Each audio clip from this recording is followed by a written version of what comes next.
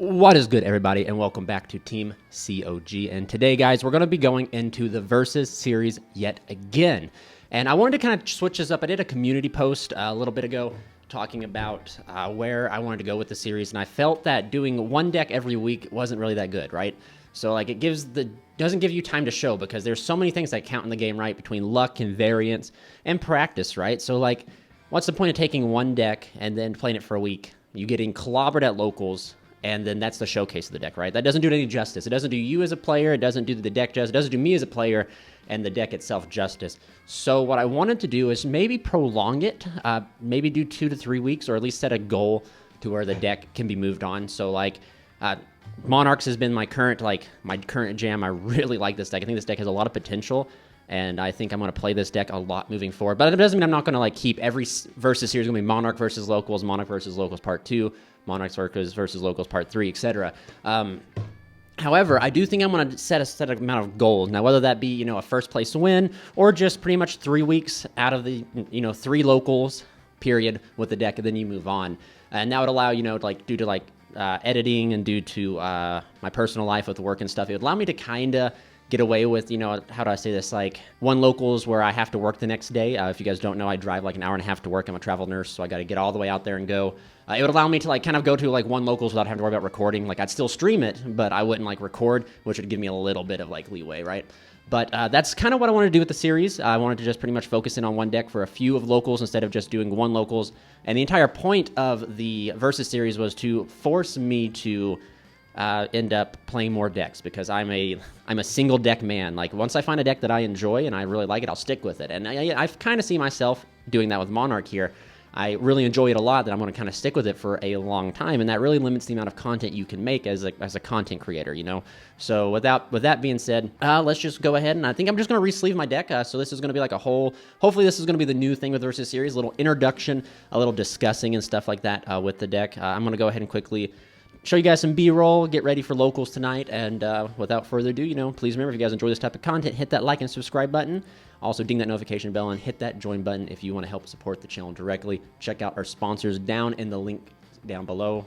And yeah, you know what to do. Charles and Team COG, let's hit that B-roll.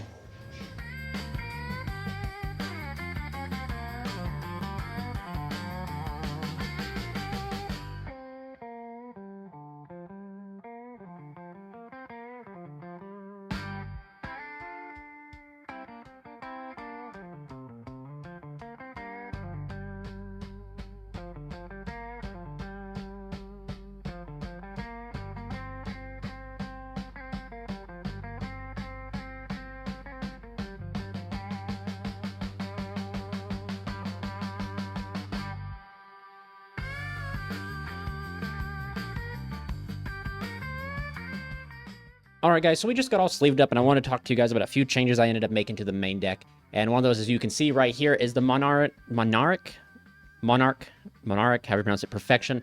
I decided to play this instead of the Monarch's Erupt. I have felt that Erupt, almost like Majesty Fiend, I feel like both those cards very conflict in a certain aspect of the deck, and that's the follow-up.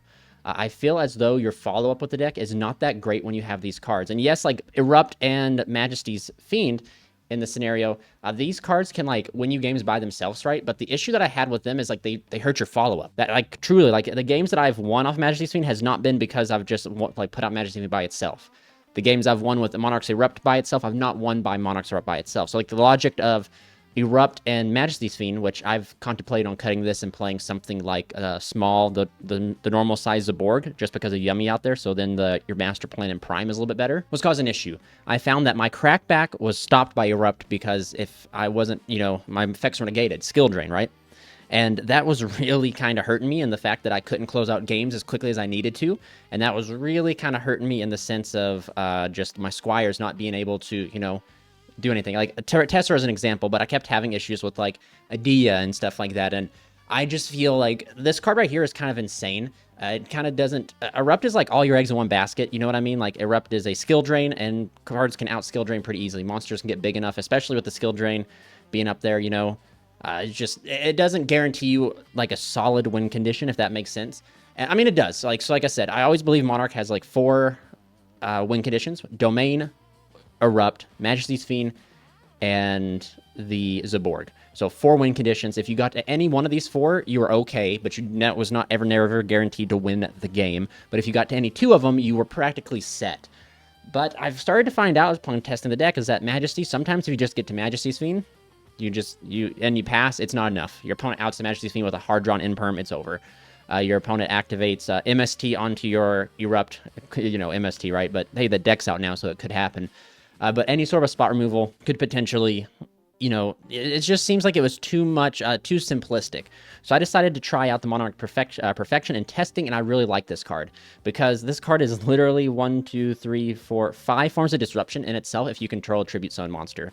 So that's insane. That I felt was a little bit better because Erupt just sits there and your opponent cannot activate cards on the field, right? But they still can use hand effects, they still can use graveyard effects, they still can use all these other type of effects, whereas the Perfection doesn't, it doesn't do any skill drain like that, but anytime they special summon, you're able to do something to them. You're able to banish a card on field, destroy a card on field, look at their hand, destroy a face down card on the field. You're able to place 1 card from the field to the top of the deck, banish 1 card on the field. It's crazy. This card is actually insane, and you get to, essentially, there's 3 forms of front row spot removal, 2 forms of back row spot removal, if you can combine them both. I felt this card was just better overall against, all the different type of matchups than what I was experiencing, so we're doing that. I'm also cutting down Aether from 3 to 2. I'm going to play 1 Foolish Burial, which I think is, a really strong card. It gets your, Tevrisid to graveyard, can get your Eidos to graveyard, both big and small Eidos, can get your Erebus to graveyard to pitch and add back.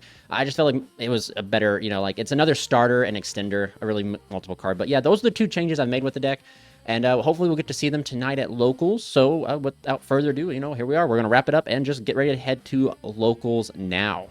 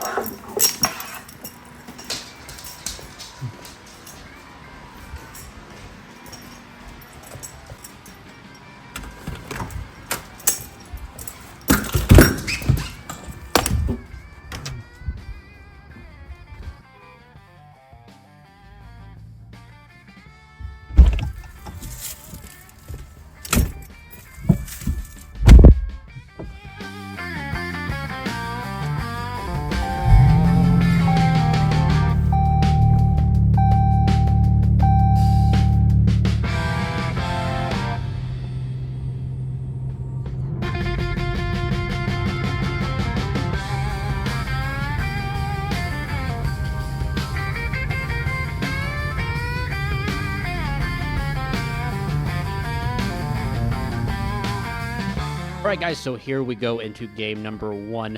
It's against Dracotail. We lose the dice roll here, and I do have this, sped up pretty quick. So we ended up going 3-1 the entire night. You guys get to see that. And sadly, the last round was supposed to be on live stream.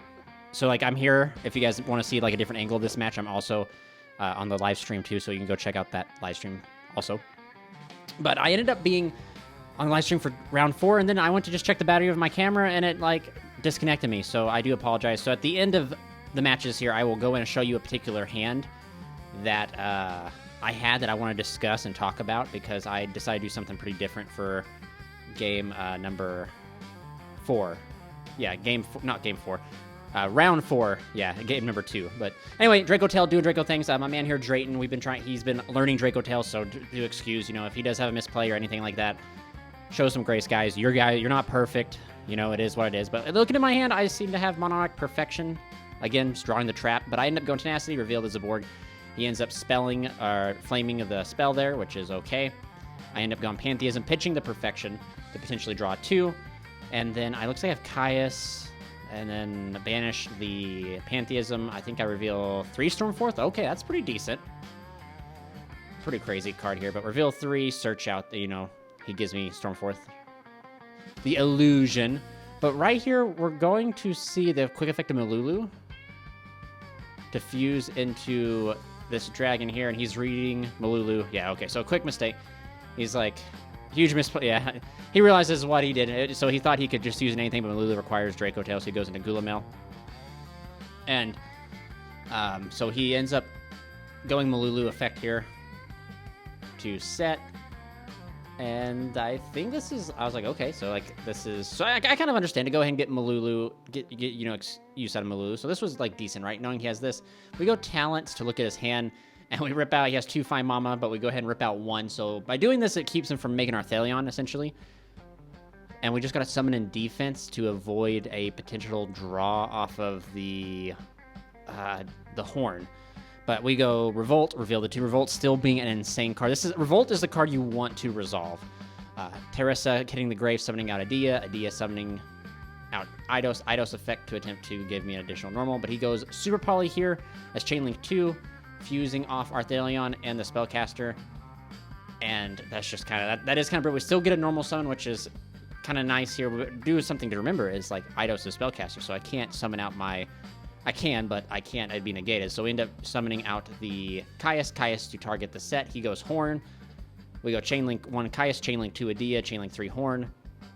So Caius gets bounced back. So we're slowly trying to out this field.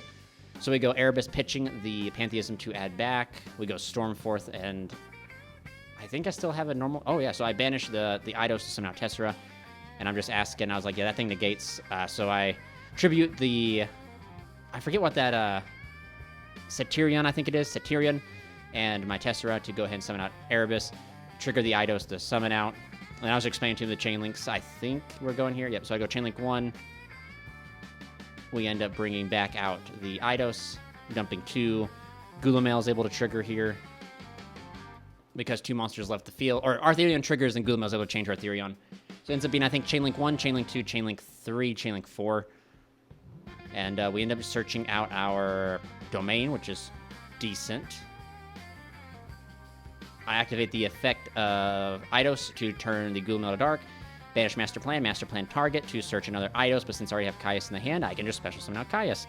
Banish the Gulamel, and we activate domain, and we swing for 24, 24, 48, and he's domain locked. We have a normal summon. He goes Ket 2, effective search. I just don't see, unless he has there's just no out for this type of board I feel like Dragotail has, unless he was able to reset or he plays like 2 flame. This like board is pretty unbreakable to Dragotail's current state because they can't fuse off Urgula, or they can't fuse off Pan to pop the monster. Maybe he can link and then summon out Artherion, maybe? I think he goes Urgula to put to the bottom of the deck, targeting the Fine Mama, add it back to hand. I mean, we're still sitting pretty good. I think I have an Aether floating in my hand as well, so I can use Aether to... Yep, so we're going to fire off Aether here, banish the Perfection, tribute the Caius and the Eidos to summon out. Aether, go Chainlink 1, Aether, Chainlink 2, Eidos to summon back out Eidos. Eidos will give me a search for like a Stormforth, and then I dump 2 here off of the Aether to summon out Sea Glare. And then this is where the deck is like steamrolling here. We have like tons of disruption here. But he ends up passing, so I mean, that's okay. But the disruption was wild there, to be honest with you. The disruption was the Sea Glare to take. We had dumped the Master Plan to be able to get Caius back in the graveyard to tribute summon and banish. So like we had literally a steel banish under domain, which is kind of wild. So Dragotail getting to go first again. Looking at my hand here, I have the video sped up quite a bit just to kind of keep this keep the video down a little bit, because this would be a very long video. But it looks like I have evenly matched in my hand as well. So right here, the cool thing about Monarch, man, is I literally can sit there, go read a book, go to the next, go walk down the, because we have our locals in a mall, go check out the stores, go get some food, read a book, come back, and then we can see what our opponent does, because like I don't really side into any like hand traps or anything like that. And the only hand trap I probably would side into would be Fulos plus Breakers. So that way if I did see Fulos, I would potentially draw into 2 Breakers. But Stormforth is also a crazy, you technically play, Stormforth as your main deck breaker along with whatever you have. But I attempt to go Battle Phase. He goes, during the main phase, he bounces back the Artherion, putting back, which is smart. Good play. I mean, it might as well keep it or you're going to lose it to potentially draw a card. Then like here, this is going to be a fat evenly. And I think he just goes to banish the 3 face downs, I think. Banishes 3. And I start my turn with Tessa revealing the Prime, just opening Prime Monarch 2. Wow. It doesn't matter what deck I play, man. If I have the ability to see a 1 of, I'm going to see it. So we end up summoning out Tessera, going Chainlink 1, Caius, Chainlink 2 Tessera. Caius target the Lucaeus. He chains Fine Mama, fusioning off using the King of the Swamp, it looks like. And yeah, the that. So he's going to get Chain Link 1, Chain Link 2, Arthurian to bounce, and I'm just curious on what he's going to bounce here. But I think he goes for his own card. I don't think he thinks I can potentially kill him here. So he bounces back to find Mama, and he gets to set. And I didn't get to catch what he sets there, but on a new chain, Edea to summon out Eidos. And I'm just trying to see, I'm trying to catch what's in my hand. I think I use Erebus Tributing the Tribute Sun monster to go ahead and non-targeting shuffle back, which is pretty good, actually. That's Eidos and Erebus, or not Eidos and Erebus, Erebus and Caius is pretty wild here. So dumping 2, can't dump the Prime Monarch because it's in my hand. So, I mean, I could potentially get it there, and I non-targeting spin back the Arthurion. Banish the Pantheism, reveal 3. He throws Ash here, which I was like, why didn't you Ash the Erebus? But I mean, at the end of the day, it's okay because like hindsight's 20/20, right? Either he did that there or whatever it is. So we end up summoning out the Eidos. Eidos is going to grab me the domain, and we attempt to go battle phase here. And this is 8,000 direct. Wrap it up here for game number 2 here. Facing off against YuGiOh, we see a frame 1 Fuwa get dropped, which is pretty alright. But we see the Ash get dropped as well on the Pantheism to draw 2, which is understandable. Banish Pantheism, reveal 3. So now we're kind of okay because, we don't have to worry about ashing the Revolt, which Revolt is probably the best card, like I said. So I'm just contemplating, the thought process here. I'm like, okay, well, Revolt, reveal, just, Revolt's always really hand dependent. You're always so I don't want to say always. The most notable 3 to always reveal is Erebus, Tessera, Eidos, but it's also very hand dependent. So I end up pitching the Majesty's Fiend, revealing Eidos, Tessera, and of course Erebus. He reads, he gets to give me 1, the other 2 go to grave. Like I said, this card is cracked. It's literally Rhoda and Foolish for 2, which is pretty crazy. So I'm just explaining to him what they do here. All these cards are really cracked. If he gives me Tessera, if he gives me Eidos, if he gives me the Erebus. I think in my hand, I have another normal summon, which is okay. Because in situations where you don't have another normal summon, it feels kind of bad to reveal the Tessera, because if you get Tessera to hand, you can't do anything with it. But we get to trigger the Tessera here to summon out from the deck. Don't we?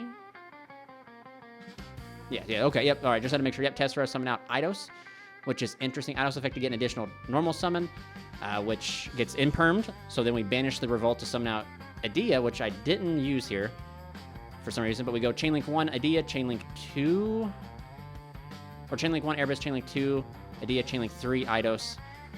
So the Chainlink should always be Erebus, Eidos, and Edea, because you dodge Ash and Bell by chain blocking this way on both those cards. And then on a new Chainlink, we get to go Erebus to or Eidos to add the domain. Eidos and Erebus are so close together, I kind of mix up their names, so I do apologize. And I just established domain and pass. He shows me double Nib and Ash, and I think that was under 4 summons too. I think it was Tessera summon out, Eidos 1, Banish summon out 3, or yeah, was that 5 summon? Wait a minute. I'm trying to think. Yeah, it was Eidos, Edea, Erebus, Eidos. Yeah, that was only 4 summons. Wow.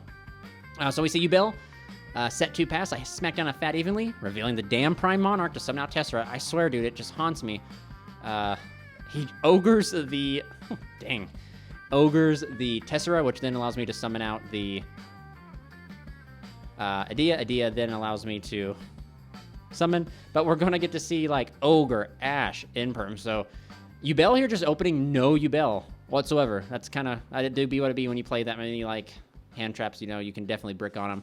But now we're just passing. We're just hoping he can't crack the board here. Like, I mean, I really don't have anything else to do. We're just kind of playing it out here. He links into the Yama, and then Yama will grab him the Red Dog.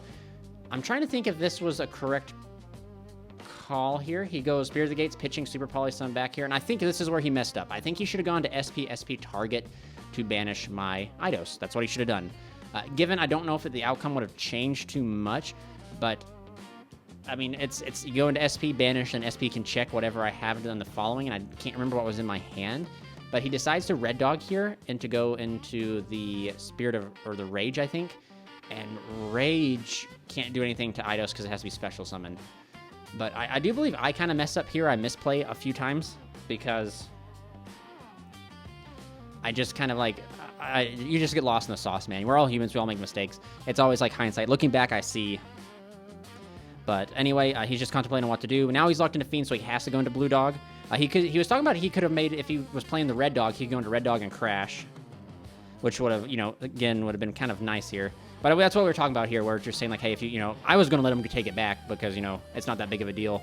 This is locals, right? So it's not too crazy. But he ends up making Blue Dog, setting the trap, which is pretty good. Passes to me. I go Pantheism, discard the Prime to finally draw 2, and now I got access to Prime in the grave and Pantheism. We go Revolt, pitching out another copy of Eidos, I think is what we pitched. Summoning little Eidos, Zaborg, and Erebus, and I think he gives me the Eidos, because you don't give me Zaborg. Like, Zaborg could go pretty ham here, which, yeah, he gives me that. And I think I banish out the... I should have... Yeah, definitely have plays, right? Like, banish, reveal... Yeah, we're still golden. We're still golden here. Reveal 3, he gives me 1. And then we will... What are we doing? A lot of thinking going on because I'm trying to properly play this. Tribute for Aether Chainlink 1, Eidos Chainlink 2. To go ahead and dump 2, summon out from the deck. And so I actually do make a big misplay here. I sided out Sealy Glare. So Sealy Glare would be able to do, some cool things here. So he attempts to chain here to be able to go into SP banish Aether. So yeah, there's kind of like a misplay. Maybe I should have gone Battle Phase, but even if I went Battle Phase, you could still have brought back out the dog with the Reborn Trap, just so that, like this, I think this type of board state here with SP was going to be like, there was no way, irreversible. We could not like diverge from it. Like, this was going to happen. So now I got to think about my path here, and I just don't, like I said, I don't think there was all of the YuBell's players' path led to this, so I don't think there was any way for me to play around it. Add back Erebus. I still have plays, essentially. But I could have almost... This is like one of the things where I could have almost fumbled by not playing correctly. So I chain Stormforth here. He ends up chaining SP. I banish this to summon out the Prime. And I'm still lacking, of an extra body, but I banish to summon out Eidos. Eidos effect to give me additional normal summon. And I think I just summon out Erebus. Erebus spin back. He has no cards in hand. I can spin back cards from a graveyard, right? So probably I should have spent back the Blue Dog. That should have been probably what I did, but instead I hit the Gates, because Gates is literally a limited card for a reason, because it's so crazy. And that would have allowed me, but so like it keeps him from follow-up, right?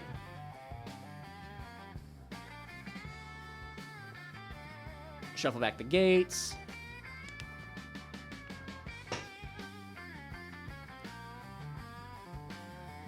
And sadly, that's all that's all what I got to pass on here. So now, here's kind of what I'm hoping for, right? I'm hoping he'll crash into Kaya, so then my Prime Monarch's alive. So he ends up bringing back Yama with the trap. Links into our barbecue. I was like, oh, sweet, okay, barbecue. That's pretty decent. I think he goes a barbecue, discard to banish or destroy the Erebus, crash into Caius. And I think he attempts to pass turn here, but since he put Caius to the graveyard, we're able to prime with Master Plan. Of course, we're able to target, and then we're able to special summon. We're able to special summon Prime, Master Plan target, and then we're able to wrap it up there. And he just scoops there. So we go into game number 3 against RB Earth Machine. This will be a pretty fun game in my opinion here. We lose the dice roll yet again. I think I only won the dice roll against YuBell. So this is going to be all Machinesmith, I think is the pun, because any 2 machines get you to full combo, very much like any 2 bodies could get you to Fiendsmith combo. So again, we just get to sit through this, RB cutscene here. I've been having my buddy here do, when we stream and stuff like that, he'll sit down, do test hands, because I actually really like Earth Machine. It's a deck that's been on my radar forever that I just need to finally just, buck up and go pick up the cards for, but I just lazy and haven't yet. But they got this new card called Cannon, where he's going to be able to look at my hand and then literally summon a card. So he's going to summon out the Tessera, which just allows you to rip a nib or a hand trap. It has to be a monster, right? But it allows you to rip him from the hand and summon it to the field. So again, it's still pretty decent. But getting Tessera on the field too is pretty nice for me too. If you can't solve it, that's just a free tribute right there for me. And I have Sealy Glare in my hand. Of course, Sealy Glare isn't the best, but it's you never want to see Sealy Glare is okay. You'd rather it be in deck to summon out with Aether during the opponent's turn, but it is a Monarch stat monster. It is a normal summon. I can normal summon it without having to tribute for it, but due to its own summoning condition, right? which is still pretty decent, where if I'm able to like do some chinky plays, I can normal summon Sealy steal something of theirs that's 1500 or less because my attack reduces, then I can like use something like Tessera to special summon, and then I'm able to, Tessera tribute the monster I stole, you spiral that way. So it does have its application. I just wish it was a Monarch looking card, man. That's it. I hate that it's a dragon. And Karaz, like, you don't want to, like, Karaz is such a cool card. I was reading the lore on Karaz. Like, Karaz, I think, is a pun on the Japanese word for Karasato or something like that, which is just the Japanese word for Christ. So it has, like, religious significance, which is so cool. But I don't like the idea of, like, summoning out Karaz and popping 2 of my opponent's cards for them to draw 2 and then blow me out because they drew tactics and something else. So, like, it just, yeah. So I should have, this is one of those scenarios where I feel like looking back, I should have wrapped it up and gone into game number 2 immediately. But Monarch is just one of those decks to where, like, if the certain cards resolve, you can play. You can play and you can crack boards. But like this RB board's like huge. So he had Ash on top of it all. He has Regulus, monster effect. He has the ability to, I think, pop a card with an RB, negate a spell and trap, and then bounce a card. I think that's what the one in the middle underneath the Brute Blues does. So like that's 6 form of interruptions by itself. So truly, I'm just kind of cooked here regardless. And I should have just saw the writing on the wall. There's no cards I could have maybe there's a few cards. I mean, maybe not if he didn't have Ash and getting access to Erebus, I would have been in a better situation. But Erebus is just such a, that the Revolt is such a powerful card. And that's just like, it is what it is, man. Like, that's modern Yu-Gi-Oh, right? Like, you not only have to play through like a 6 negation board, you have to like play through them also opening hand traps, which is just the way the game goes. But anyway, we're just trying to resolve here, and we're getting up summoning out Adia. We go Chainlink 1, Eidos, Chainlink 2, Adia, so like we can chain block the Eidos to go ahead and grab ourselves Pantheism. And I think Pantheism was here to try and potentially draw us into something more, right? That's like all that we're doing here. And then the Crooked Shepherd down here, he's actually kind of crazy. Targets 3, shuffle back 2, summon another one. So he's able to summon back, I think, the spell and trap negate. So that's why I was just clarifying, what all these cards do. And he summons back the Quick Effect Pop, I think, actually. So I don't, again, hindsight's always 20/20. I should have definitely wrapped it up and gone into game number 2, but I decided to try my best because at the same time, man, like, the opponent can misplay. So Pantheism to attempt to draw 2. We'll see if he Reguluses this. If it goes, I mean, like, we could draw some pretty powerful cards, but he lets it go. I thought he negated it. I draw into, I think my draws were kind of lackluster, so I was like, dang. So now it went from resolving of the draw effect to Pantheon. Was like, dang, I actually really need this banish to go through more so than I need the draw. And he actually Reguluses this, which I don't think is correct. I think that, I don't think that was correct at all. I think he Regulus the draw, because the draw could have been anything. That's 2 cards I'm getting to my hand, whereas like this right here is just 1. But anyway, we attempt to go Chain Sealing there. He imperms it, and I'm like, okay, so we attempt to go Battle Phase, and he has the RB landing. We activate Domain to keep that out the extra deck, and at this point, these monsters, the Brute Blues and Crooked Shepherd, or Shepherd's Crook, or Crooked Shepherd, whichever how you pronounce it, is just so huge that at this point it doesn't matter. So I think I have Aether in hand too. Aether in hand will allow me to like chum block, but like Brute Blues is going to be like 5,000 or 5,900 or something like that, and can be able to attack twice, along with the Crook and just things like that. It's just and these cards are going to be able to clear it. So he attempts to tribute to target 2. I chain Aether here to attempt to tribute summon, and I think I try. So I think it went effect to pop, effect to steal. So it's Chainlink 1, Chainlink 2, Chainlink 3, and then I think Aether was Chainlink 4. The tribute, so I get to dodge his like pop 2 and his destruction over there, which is nice. But again, at the end of the day, it's like Chainlink 1, Aether, Chainlink 2, Eidos, jump 2 to try and set up for Master Plan.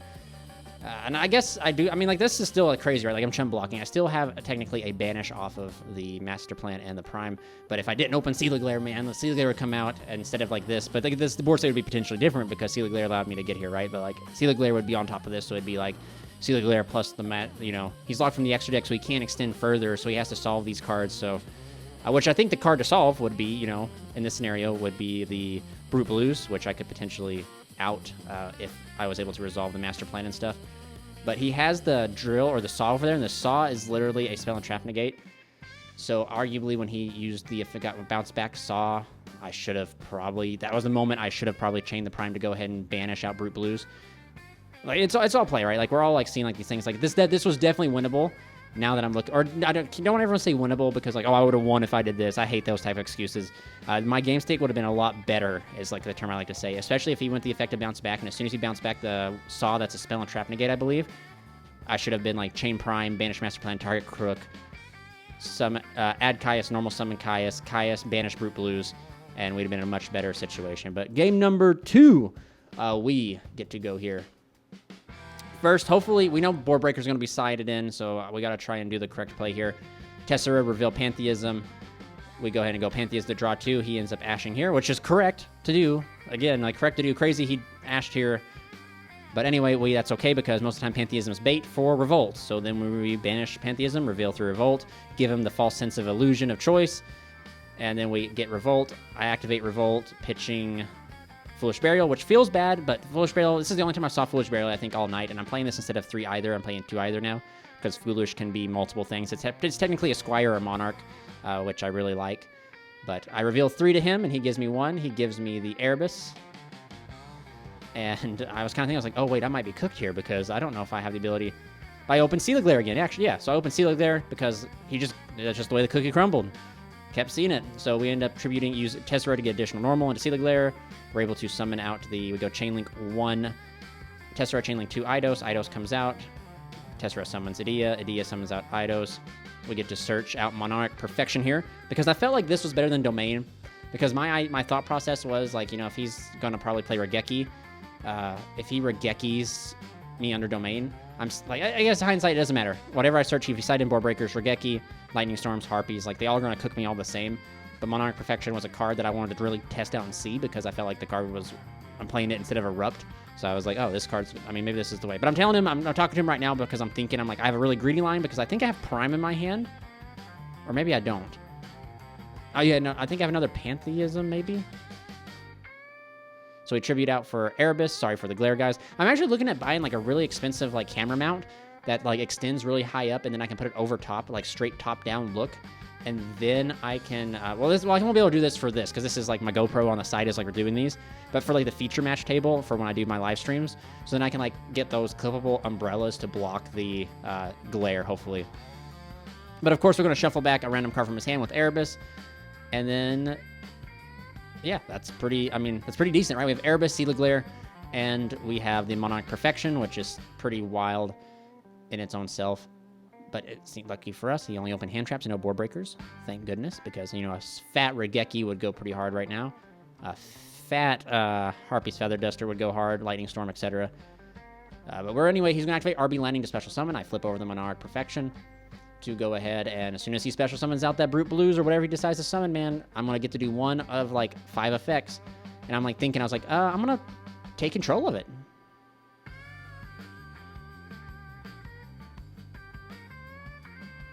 Yeah, so he's asking what happens here.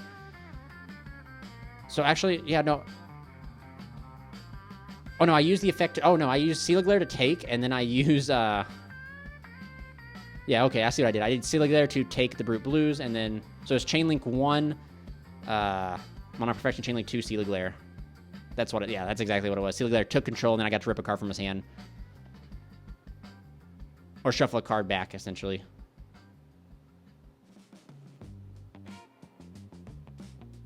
At least I'm pretty sure that's what the Perfection does. It's the same thing as, I think it's the Stalos, right? Like, all of them have the same.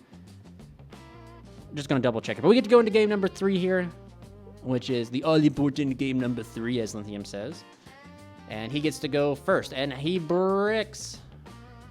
Activating Clockwork Knight setting 2, and I was like, okay, well, you know what?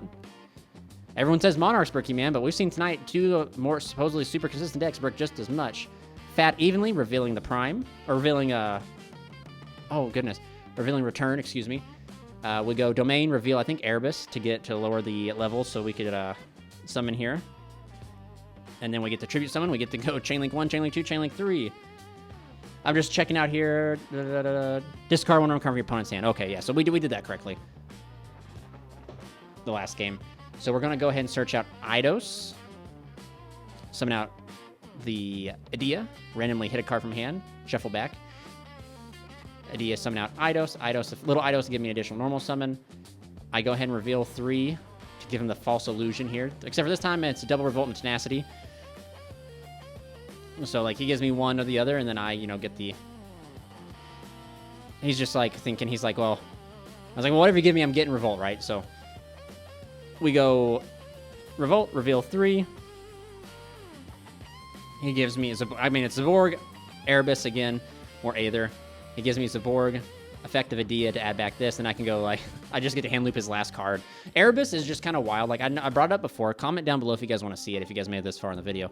There's, like, a particular sequence you can do where you can hand loop for 3 times with Erebus, and it's just, you only have to play 2 Erebus. Like, you don't have to play 3, so you can play 2 Erebus, and you can hand loop with it, which I think is crazy. But we end up Zaborging him here just for shits and giggles, because at this point, you know, I've already ripped his hand. Might as well just rip his extra deck, right? So I just go through, rip all the RB cards that I potentially can, and a few of the generic, like, bridge cards, like the middle ground, you know, like that Nova, so he can't make Infinity. And then I'm just like, go for it, brother. He's domain locked, 1 card in hand, and he passes it here. I think I banish Eidos to, yep, banish Pantheism to reveal the 3. I'm like, all right, your choice, brother. Clock was getting kind of, I think it was like 4 or 3 minutes, so I'm like, you know, we see it here. So we banish Eidos, summon out Adia, summon out Tessera. We go, I think Tessera's effect to get an additional tribute. Summon the second, yeah, we summon out the Erebus, shuffle back 3. Tessera summons out Eidos. Eidos effect to get an additional normal summon. Tribute for Eidos, excuse me, big Eidos, search out Stormforth. And I attempt to go for game here, but I totally was like, oh, wait a minute. Clockwork's reducing all non-things by 500, so he's alive by a little bit, so I'm like, dang. But I mean, at the end of the day, it's like, what are you going to do, man? What 1 card could you... I mean, Regeki, actually. Hold up. But I mean, at that point, what's it going to do? There's nothing he could, you know, really draw to get him out of the situation. But we're going to wrap it up here. This is going into match number 4, which sadly did not get recorded. So stay here for that. All right, guys. So here we are. The match number 4 that did not get recorded was against Yummy. And to tell you guys essentially what happened, I have no excuse. It's just technology fumbling. Is I did not record with my GoPro because I was on the feature match. So I was like, oh, well, there's no point in recording twice. Kind of like what I did for round 1. Just because I was like, oh, I'll just, you know, too much. Let's just, you know, I'll take the video from the live stream. And then my camera crashed because I decided to check its battery. But we end up getting 0-2, 2-0'd by Yummy. We lose the Dire Soul yet again. And we almost break Yummy's board, but we just fall short by, like, lacking 1 card. So what I decided to do is when I go into game number 2, I decide to go second. I decide to sign all my board breaker cards, 9+ cards on top of, like, Stormforce. So 12 cards in my main deck to go second. And we end up not drawing a single one. And that's just, you know, it's like, oh, man, such bad variance. The reason I did it is because I thought, you know, Monarch could definitely use the 6 card to potentially do it. And you know, we looked at a hand, looking back, he had Ashen Bell. So I want to show you guys the hand that I had and talk to you, like, see if we could potentially have played through it. And so with that being said, it was Eidos, Adia, Domain. It was Domain and then Tenacity. So, of course, there's no point in living in the past, but like I said, I think it's always important to look through this. So, hypothetically, if I would have stuck to the game plan like Triff, like, you know, boy, the Pin God himself says, always stick to the game plan. So, if I would have stuck to the game plan, this was my opening 5. What could I have done with this opening 5? So, immediately, we can essentially... Tenacity's not doing us anything, right? It's doing us nothing. We go Pantheism Pitch. Now, this is probably going to eat an Ash Blossom. So the only thing that I know for certain was what my draw for turn is of my 6th card. It was an Eidos. So my 6th card was 100% an Eidos. I'll shuffle it up to give it be randomness in a way, right? But so I could draw Eidos plus another card, which in this case wouldn't have been like super terrible. But let's just say they Ash, right?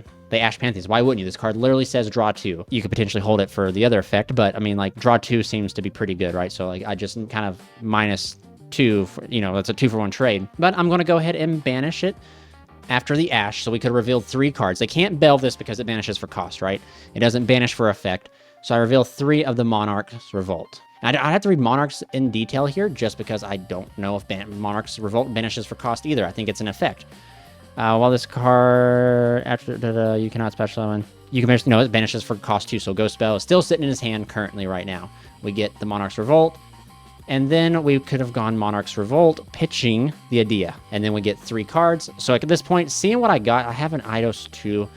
I feel like we go Erebus, Eidos. I mean, we could potentially... No, I think we're okay.